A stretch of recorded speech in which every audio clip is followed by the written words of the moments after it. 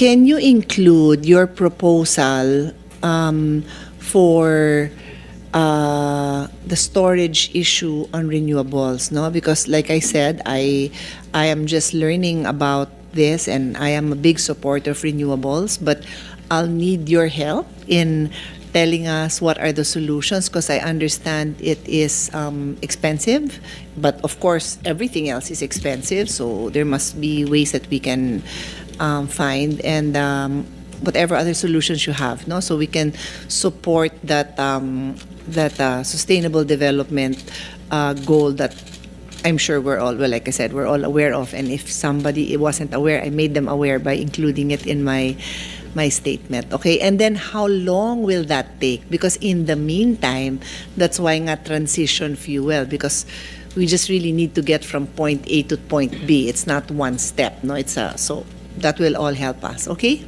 thank you very much. Thank you, Madam Chair. Thank you. So we're done with everyone at least being able to make their presentation. I'll give the floor to Senator Alan for his questions, and then Thank I you. might have a few follow-ups. Thank you. Thank you, Madam Chair. Let me start with a biblical principle, di ba? Kung anong ating itatanim, yun din ang ating aanihin. Kasi I think that's the... I know what you're trying to say, Attorney Montelibano, di ba? Na agnostic in terms of fuel, but within the regulation and the policy. So I think it's just more of polishing that statement, di ba? And of course, after hearing Attorney, sorry, malabo mata ko, Tisha, no? Very clear, especially yung ending mo. And that's where I want to start out, di ba? Do we all agree that there are three main issues or three main goals: energy security, the environment, and the lowest cost to our consumers, which includes the foreign investors and local investors who will also use electricity para nga lalong mag-develop yung ating bansa. And unfortunately, the three should always go together but are sometimes in conflict with each other. So if I say that I want the most efficient transport system, and someone invents a 50-seater jeepney pero diesel siya, it might be cheapest pero it might be the worst polluter, diba? So you have to find the balance, at wala namang perfect, diba?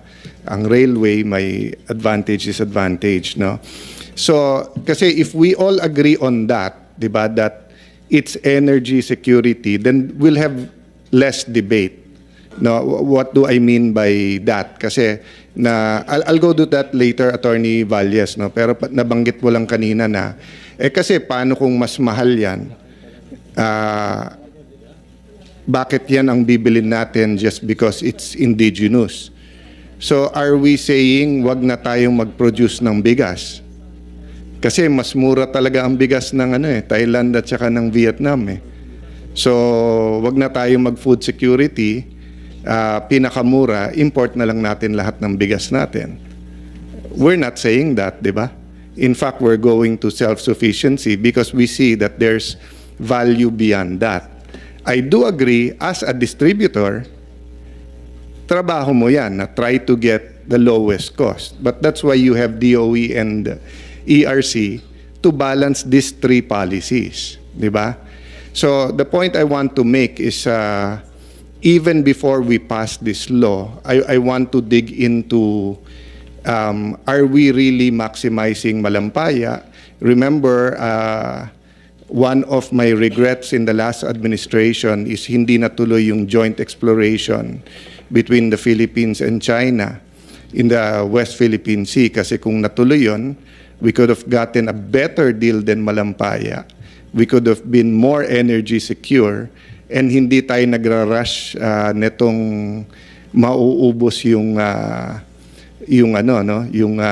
oil ng Malampaya. But ang problema, if walang incentive to buy indigenous, de bali wala rin pala kahit na makuha natin yung mga offshore ngayon, no? So I want to start there with your permission, Madam Chair. So, Sir Valles, have you read na yung kay Mr. Tiglao na article?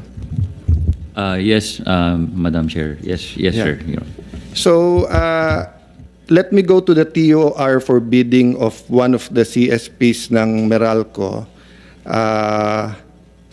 Meron po kayong nakalagay doon na if the plant is more than 10 years old, disqualified sila. Wala po kaming ganong sinulat sa aming TOR, either for the 1,800 megawatt or for the 1,200 megawatt. So, you're denying that? Wala Wala yun. po kaming sinabing yung mga 10 years or older ay disqualified. Okay. So, qualified sila to bid. Lilinawin ko lang po, Your Honor. Ang nakasulat po, dalawa po yung CSP ng Meralco that was Okay. conducted almost simultaneously. No? Yung isa po, 1,800 megawatt, that was conducted for Greenfield. And the previous guidance to us by the Department of Energy on what Greenfield is that those plants that are operational as of January 2020.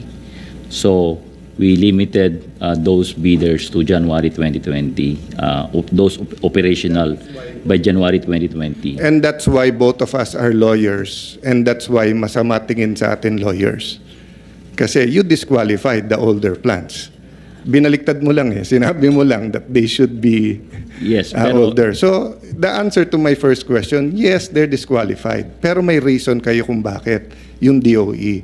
Huwag tayong paikot-ikot kasi pareho tayong abogado eh. yes, Your Honor, pero hindi po yun 10 years. I think 4 or 5 years lang yun. Oh. And then pangalawa Yeah, po, so you said you didn't disqualify older plants eh.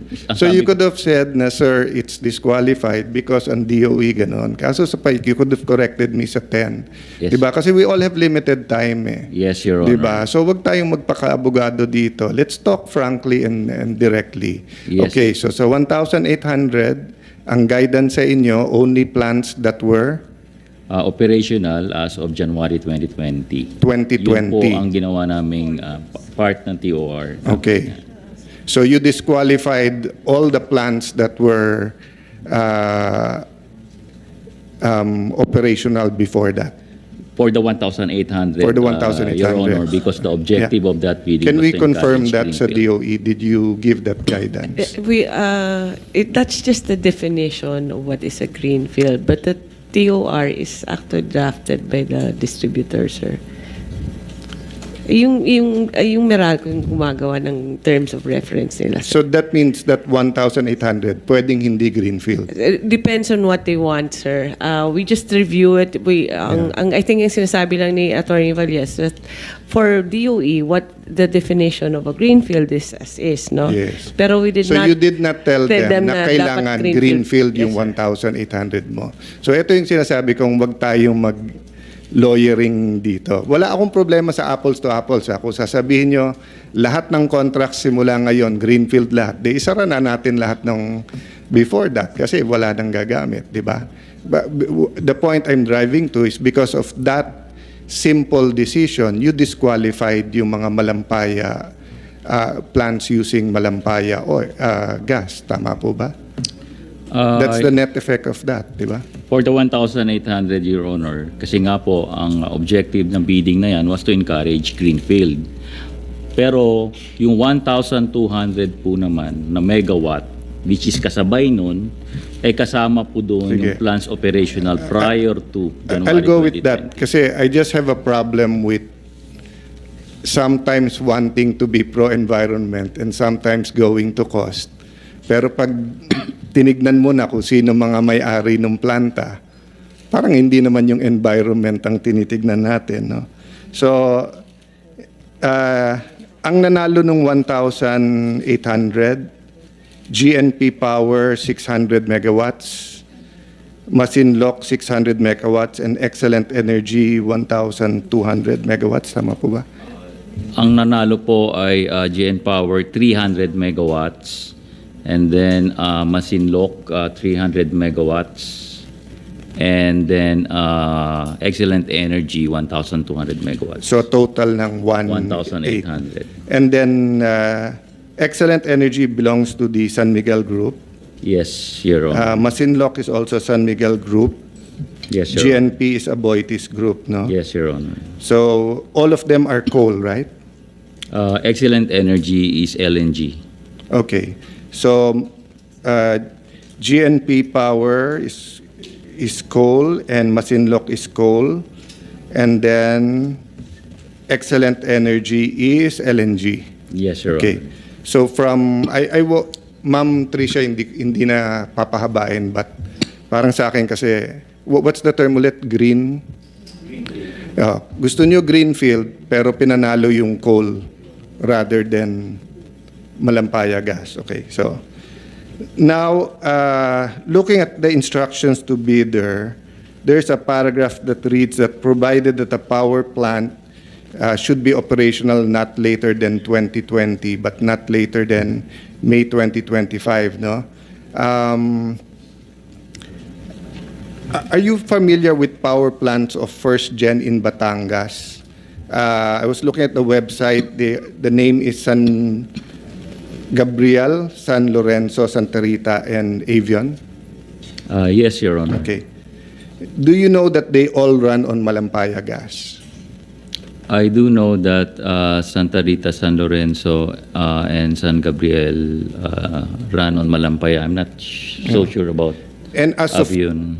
of now, they're the only ones running on Malampaya gas, right? Yes, Your Honor. Okay. So, do you know when this plant started operation? I can verify, Your Honor. But more or less, hindi 2020. Yes, Your Honor. Oh. Much earlier than 2020. So basically, by just putting that, dinisqualify nyo sila. For the 1,800, Yes. Your Honor. So based on the website, Santa Rita started operation in 2000, San Lorenzo 2002, Avion and San Gabriel in 2016. So do I understand this correctly? Because of your rule on bidding, power plants have to have started operating later than 2020. All of these Malampaya plants were disqualified from the bidding. Diba? That's the... May I clarify? Yes, go Your ahead. Honor? Yes, that was the rule in the TOR. But even if we did not put that rule, the commercial operations date for the 1,800 megawatt start in December 2024. And that's for the 1,200. And then the balance of 600 will kick in May 2025. Up to May 2025, the Santa Rita and San Lorenzo contracts are still live. I mean, they're still existing with Meralco because their contracts will Yes, expire. it's existing, pero kine-question nyo yung charge, di ba, sa ERC? Yung ba yun o iba pa yun? You're questioning, di ba, their pricing kasi nagbago na after 25 years? Well, that's a different matter, Your Honor. Yeah, but it's intimately related, di ba? Yes, Your Honor. Oh. Pero my point is these contracts are still existing. Yes, but So your they point could not is, have even if you participated in didn't the have that greenfield, parang sinasabi mo, they would not have won or they would not have participated. You don't know that for a fact, eh. No, because the COD, Your Honor, the commercial operations date of the 1,800 must start on December 2024.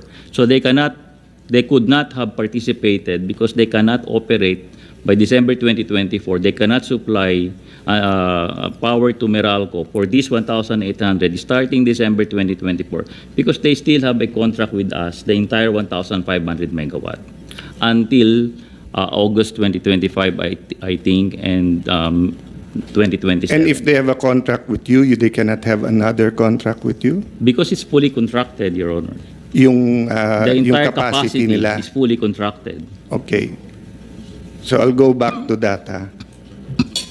How about the Ilihan power plant? When did it start operating? I'm not so sure, Your Honor, but Di ba it's still under construction and start operating the end of the year, 2024? you might be referring to Excellent Energy, Your Honor. Excellent Energy The one that won the bidding, yes. Yes. Your Honor. So, pwedeng mag-bid kahit hindi pa tapos. Yes, Your Honor. Precisely because we're encouraging plants that are greenfield, in other words, bago po or ibibuild pa lang para magkaroon tayo ng additional capacity. Paano kung ma-delay?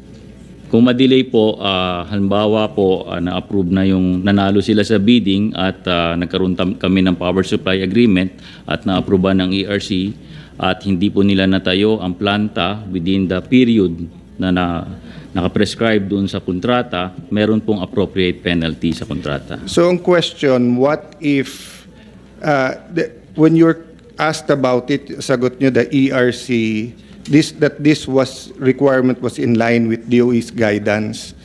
So, do you mean it's still the greenfield guidance, or were you saying that may guidance ang DOE na pwede na contract kahit na hindi pa nagtapos yung construction? Which of the two? Just to clarify. May I clarify? I'm sorry, Your Honor, hindi ko Di ba po the ERC actually wrote to DOE to confirm that it did indeed gave Meralco guidance? Kasi the ERC was questioning the requirement nung pagiging greenfield. Did the ERC question that? Can you clarify for me, please? Your Honor, no, we wrote our observations to the terms of reference of Meralco, including that item on, it was a long list, but it included that item on Greenfield. So hindi lang naman po yung point ng Greenfield. Yeah, and what was your point about yung greenfield? That greenfield in the traditional sense is something that is not yet built, not yet financed. So normally, you need the power supply agreement to obtain financing for the plant. So our question then, our concern was, how can you define greenfield including a period that was past? If the plant is already there, operational, we found it difficult to consider them as greenfield because it already obtained financing, it already was So constructed. ayoko lang humaba para nakatali din lang dito, but I know there'll be a lot of forums to look into that, no? So I'm not an expert on CSPs, no, on energy, unlike Senator Win. Sister ko inabot pa nung chairman ang father ko nung first Powercom, no, but hindi ako expert dito. But it does not really take an expert to see that yung point ni Mr. Tiglao na parang may pinili na yung Meralco by just the terms of reference. To put in that arbitrary rule will prevent first-gen plants from bidding. Parang ayaw ng Meralco sa Malampaya, di ba? Even the DOE and ERC nga had some questions about this, but did you address those concerns about yung definition yun ng greenfield? Yes, Your Honor, we replied to the chairman. And what was your reply? Kasi kung ang definition ng greenfield, hindi kasama yung operation na, sinunod nyo pa rin yung sa inyo na 2020 pa rin ang binigay nyong date. May I explain? Yeah, please. Una po sa lahat, yung tungpong 1,800 megawatt, nanggaling po ito dun sa unang 1,800 megawatt na pina-CSP namin. Panahon pa po ito ni Presidente Duterte at ni Secretary Cusino, na ang guidance to us is encourage greenfield, so that is what we propose, and yan po ang binigay nilang guidance sa amin. Sorry, sir. Encourage greenfield at gawin nyo yung greenfield are two different things, but I agree with you. Sige, encourage greenfield. But kung tinatanong nga nung ERC, bakit yung definition nyo ng greenfield kasama na yung operational na? Kasi po, mapapaliwanag ko So lang. hindi tunay na greenfield yon. So it was arbitrary on you to put 2020. You could have put 2015, you could have put 2010. Tama po ba? Mali? No, just on that point, tama o mali? Niretain lang po namin yung unang guidance sa amin ng DOE nung previous 1,800 Which is? na January 2020. Kaya naman But that is an arbitrary number. Now knowing the definition ng greenfield. kasi po, Your Honor, Yes or no, sir? It's an arbitrary number. Hindi naman po arbitrary. Pinag-isipan po namin yun. No, Kasi po, it's only arbitrary or not arbitrary. hindi nga po arbitrary. It's not arbitrary. Okay, so the definition of greenfield, ma'am, pakiulit po. Traditionally po, greenfield means it is not yet being constructed and Okay. it is not yet existing. So, not existing, not constructed. You made your own definition ng greenfield. You put your own date. So how can that not be arbitrary? Kasi nga po, pinaliliwanag ko, meron po kaming naging basihan. Maliban po dun sa previous guidance. Yeah, but your basihan, kayo lang gumawa. That's not the traditional na everyone. So if the whole Senate says our definition of TASA is this, and Meralco with all your power says yan ang definition ng TASA, hindi arbitrary kayo because pinag-isipan nyo naman na mukha din naman TASA. Di ba? I mean, we know the definition of arbitrary. Arbitrary means, di ba, there's a consensus among everyone and you choose your own definition. It doesn't matter kung pinag-isipan nyo ng 1 million years yon.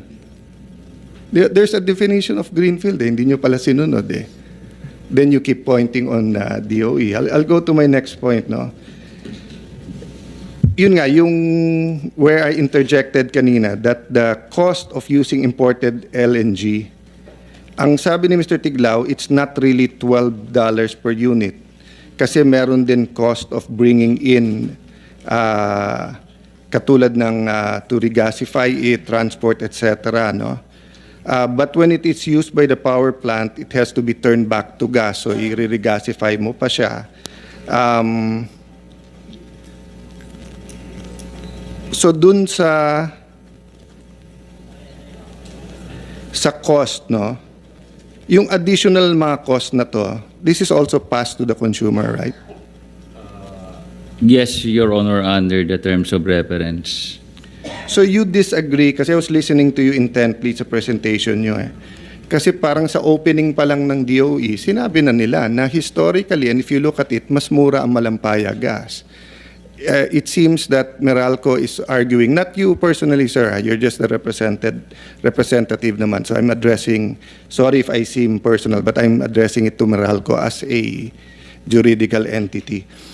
So Meralco seems to think, what's the stand of Meralco? Mas mura talaga Malampaya gas o mas mahal or? I think, Your In Honor. general, ha? I mean, of Yes. course, my averages. Yes, Your Honor. In fact, mas mura po. In fact, to be very, very candid and honest, during the bidding for the 1,200 megawatt, we expected the bidder using indigenous to win. But it turned out that based on the results, that it was 1 peso and 30 plus centavos higher. Yeah. We were. I don't want to go into the bidding kasi I didn't study it and I don't want to, say dapat ito nanalo, ganyan lang ang nanalo. I just wanted to point out nga na sa energy security kasi, something like crane wire, something like na we keep talking about Taiwan. God forbid that there'll be a conflict between the mainland and Taiwan dahil backyard na natin yan, di ba? Or God forbid that there will be powerful storms that will affect whether the delivery of coal or natural gas. But the reality is, when you talk about security, parang bigas, you need a production. At kung hindi bibilin yung Malampaya gas sa atin, kasi you have to aggregate it, di ba? Kasi kung hindi mo i-aggregate, talagang hihintayin ko lang kailan pinakamura yung gas, natural gas abroad at yun ay bibigay kong price. Di ba may kaso ngayon sa Supreme Court din, yung one of the, on the financial agreement? Tama ba, ma'am? Can you give us the 1-minute version? I just want to make a point on that, di ba? Those involve the 2 contracts of Meralco that were terminated, Your Honor. One of which involves Ilihan, which is a natural gas plant that terminated its contract. It had a fixed price and then they said they needed to adjust. So the majority of the commission disapproved the adjustment. They went all the way to the CA and now we're in the Supreme Well, Court. we're all lawyers, so of course we're waiting for for the Supreme Court and will respect their interpretation. But ang point ko is that if they uphold, if they do not grant the MR, so it appears, di ba, na kahit na nagbigay ka ng price at may ganong kaka-ironclad na agreement, pag tumaas worldwide yung presyo, ipapas mo pa rin sa consumer, di ba? So ang point ko nun is that if you already saw na 10 years stable yung sa Malampaya, and when I say Malampaya, I'm not favoring Malampaya per se. I'm trying to get everyone in the energy sector to invest in having Malampaya 2, Malampaya 3, Malampaya 4 all around the country wherever it is. But the reality is just like mining, mineral resource development, napakamahal at marami kang it's years, it's so much money, and marami kang itetest dyan, tapos wala pala, so you have to go to the next. So unless we set the environment and the policy to make this viable, we'll never do it. Diba? I mean, look at rice. Many of our rice farmers are giving up. Mga anak nila ayaw na. Naghahanap na ng ibang trabaho precisely nga kasi we haven't found a way to make it commercially viable for them. Ano? Sir Valles, at around the same time na may 1.8, you keep referring to the 1.8 kasi meron din 1.2 na CSP at that time, right? Okay. Now, for whatever reason, the greenfield requirement in 1,008 was not found in the 1.2 CSP, correct? Yes, Your Honor, because the COD for the 1,200 is supposed to be December 2023. So it's not possible to limit it to the greenfield or to the newer plants. That's not correct, totally correct, di ba? Kasi kayo naman nagde-determine ng definition ng greenfield. Eh. So if you define greenfield as 2015 plant, di pwede pa rin. Tama?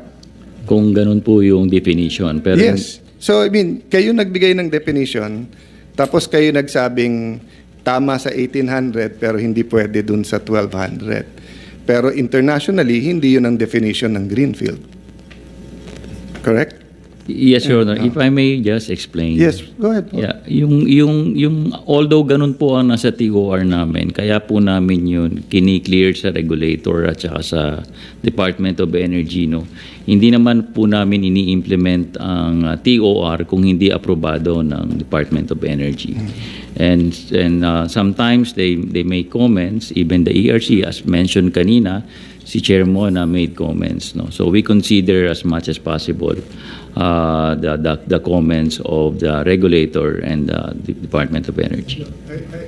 I do fully understand. You know, unlike other contracts, unlike, let's say, Yusek Garin in Congress, in her many terms in Congress, daming hearings on trade and industry, on economic affairs. There are certain regulators that they can be very decisive or very, what do you call this, deliberate very soon because nga it doesn't have a tsunami type of effect. So dito, of course, they're being cautious, saying do this, don't do this, Meralco, kasi nga grabe yung epekto at saka matagal to eh. Tagal to put up a power plant, may mga problema tayo sa national grid, etc. So, but yung sinabi mong we follow them as much as possible, hindi totoo yun. Because nung nag-comment sila about greenfield, you still followed what you want eh. You said as much as possible. Oh, it's possible na hindi na greenfield ang ginawa niyong bidding ng 1.8. It's possible na binago niyo yung definition ng greenfield. You didn't do it eh. So it's not true that as much as possible. Basically, kung ano lang yung ano, but anyway, there'll be other venues. Doon na lang sa franchise hearing nyo ko iti-take up yung whether sinusunod nyo yung DOE or ERC, no? So dito sa instruction to bidders, you said that pursuant to DOE advisory, gas-fired power plants were highly encouraged to bid and prioritize the use of indigenous gas. Tama naman po, di ba?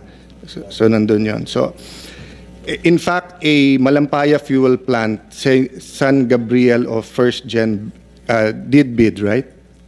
Okay. But apparently, San Gabriel bid higher than the price cap or reserved by Meralco, correct? Yes, Your Honor. Okay. The LCOE reserve bid was 7.15 while San Gabriel's bid was 8.45. Tama? Yes, Your Yeah. Honor. Who won the bid? The one that was won by San Miguel's SPPC, Your Honor, yung Ilihan South plant. Premier Power, no? South Premier Power. Hindi ba Ilihan din yan? Yes, Your Honor, that's Ilihan Power Plant. So Ilihan has a new one and an older one. Yes, Your Honor. Okay. So both got to won under your rules. Because dun sa isang rule, pasok sila sa greenfield. Dito naman sa isang rule, dahil hindi nyo greenfield, kahit luma siya, 2000 pa siya, nanalo siya. Yes, Your Honor. So you see how your rules can dictate kung who can win or not. I'm not saying niluto nyo. I'm referring to the article of Mr.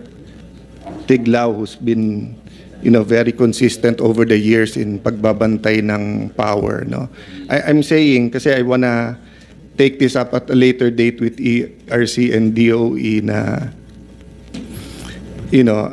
once every 25 years lang yung franchise. Yun lang yung time namin. I'm blessed to have, I don't know if you were senator na nung first 25 years nila. Kasi naabutan ko pa yun. So, and that's the only way where you can make real changes. Of course, yung laws din, no? So let me get this straight, Madam Chair. The first CSP prohibited older plants from joining. So the Ilihan plant won, and the second one, bawal sila. So if you look at the news articles, it seems that the time that Meralco did the CSP, Ilihan terminated its old PSA with Meralco kasi nalulugi sila. That's the case, no? So Ilihan was looking for a contract with Meralco and Ilihan wins the 1-2. So parang ganda ng timing nung pasok nung lahat. Sa isang kontrata, bawal sila. Kasi old. Sa isang pwede na sila. Kasi 2000. And then, dahil nalugi sila doon, tinanggal nila yung PSA, pasok naman sila ngayon, no? So, of the 3,000 total CSP, Ilihan imported gas plant won 2-4, and how much did Malampaya get? Malampaya did not win. Yeah, sir. Okay lang. Sorry, Malampaya did not win, or First Gas did not win. So zero. Okay. I'm not saying it's totally on Meralco, and I think your ERC is still reviewing. But ito yung point din ni Attorney Montelibano and Attorney Soresca, no? If you don't look at the environment at energy security lang, why don't we just have bakit hindi na lang lahat coal? Di ba coal ang pinakamura? Tama ba? Anong pinakamura? No, I mean, take out everything. Take out the environment and everything. Ano pinakamura? Currently po, solar po. Yung, But hindi pwedeng baseload ang solar, yung di ba? baseload. Oo. Sa baseload po, theoretically coal, Your Honor. Pero Theoretically coal. Yeah, I'm just making a point. I'm not proposing this. I'm just making a point, di ba? Kung ganito din tayo na paikot-ikot tayong lahat and magdidebate tayo, I fully get what Attorney Sorescas, I mean, we have two people in the room na extreme and some in the middle. Some will say she's totally correct. Huwag niyong sirahin yung environment. You have the totally naman iba na you cannot industrialize, walang kuryente. Miss Soresca, yung mic na ginamit mo, galing sa mining at galing sa kuryente yan. So, pati yung salamin natin dalawa. So, hindi, nag-laser ka na ata. O, laser, galing din sa ano yan. So, kuryente din yan. But my point is, we're trying to find the balance. It's not a perfect world, no? And we'll not all agree sa balance. But my point is to bring it back sa DOE and ERC. Assuming Meralco is maximizing profits, not only for itself, but because also of its partnerships, whether pwede o hindi, formal or informal with other generators. I'm not accusing, I'm speaking out loud, I did not follow completely kung ano ang pwede at hindi na, 'di ba, sa between the owners ng Meralco and the generators. But I'm saying, kailangan may mag-referee. Kailangan may magsabi ng sandali lang. Ang tamang mix ganito, which you have in your long-term plan. 'Di ba? Pero sa actual na bidding, walang ganun eh. 'Di ba? That's why we're looking at this bill, Sir Valles. I agree with some of your points kanina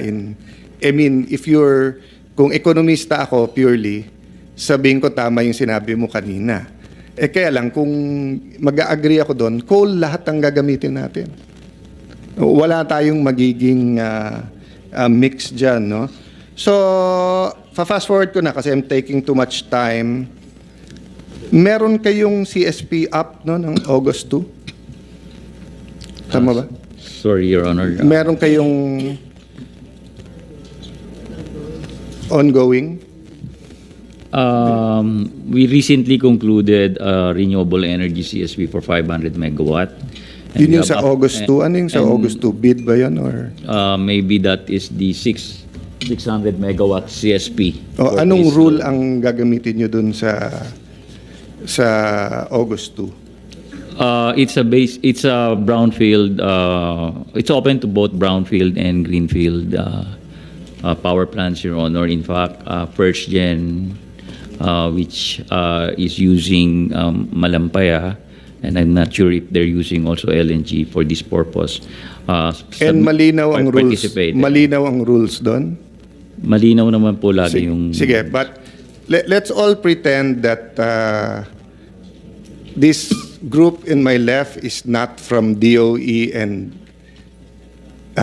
ERC. This group over here are not senators, and you're not representing the private companies, whether distribution, and you're not an environmentalist over there, no? We're just ordinary Filipinos brainstorming, watching the news. And I'm not proposing lutuin nyo at ipanalo nyo yung Malampaya sa August 2. But kung matalo at zero pa rin sila, can we honestly say that we're promoting indigenous gas in the Philippines? If the rules, if all of us are saying pinakamura, and then all of us are saying dapat may mix at gamitin sarili, pero talo sila sa bid parate, or bawal sila mag-bid, or meron pa silang ganon, tapos meron pa naman pala sila na kaya nilang i-supply, why would foreign investors come in to dig more wells for indigenous sa atin? Diba? So ako, Madam ERC, I think you should postpone that August 2 and look and sort this out muna. I don't envy your job. Right now, I'd rather be in this. And I mean, many times kaming mga senators, we think we know the solution and want to be in your position for a few minutes. But in this case, I don't know the solution kasi hindi nyo naman pwedeng lutuin. Hindi naman sagot pagtingin natin luto, counter luto. Di ba? But on the other hand, hindi pwedeng present situation natin ngayon eh. 'Di ba? And anyway, there'll be a lot of venues, Madam Chair, but I'm just a little bit dumbfounded why we have EFIRA na inabot ko din 'yan. So let me close this way, 'di ba? I started with a biblical principle. Kung ano itanim, yan ang anihin mo. Hindi tayo nagtatanim ng environmentally friendly, hindi tayo nagtatanim ng minimum cost, hindi tayo nagtatanim ng energy security. But let me close with this. Be careful what we pray for. Because law student ako noon, nasa UP ako before being a law student at Ateneo, we were praying, bakit ang Malaysia may oil? Bakit ang Middle East may oil? Bakit sabi nila sa US may bakit ang Pilipinas wala? And then we discovered Malampaya. And then now we don't want to use it. No? And we do know na sa West Philippine Sea meron. We do know that there are other places in the country na meron. But unless we fix this, I don't know if this legislation is the answer. I'm still studying it. But I do know that even without this legislation, we can do better, no? Whether it's Meralco or whether it's the other, Attorney Montelibano, I hear you, no? Given a set of rules, you only have to, kung ano pinakamura. But if we fix the rules na, eto pang ganito, eto pang ganyan. I hope, let me finish na, I hope we find a solution na pwedeng pang baseload yung wind at saka solar para wala nang problema. And I cannot finish without, thanking also Congressman Cuangco, who's also forcing us to look at nuclear energy. No? So I'll stop there, Madam Chair, and thank you for this time. But I'd like to reiterate na I think the DOE and ERC should seriously look at, stopping muna kasi it wouldn't cause too much delay, and clarifying all of these rules at saka yung pending cases para hindi ka pwede mag-basketball o volleyball or anong game tapos hindi klaro kung anong rules eh. Tsaka hindi pwedeng, hindi naman parang yung 1800 volleyball yan, eto rules. Yung 1200 basketball yan, eto rules. Pero yung player, yung team, yung mga power generator, sila din pala. Yung bola, ganun din pala. Di ba? So pare-pareho naman palang football ang laro. Pero yung rules sa una, rules ng basketball. Yung pangalawa, rules ng volleyball. And then football. So, nadidictate tuloy ng Meralco kung sinong magsusupply sa kanila. That I don't think that was the intention ng EFIRA law. No? Thank you, Madam Chair.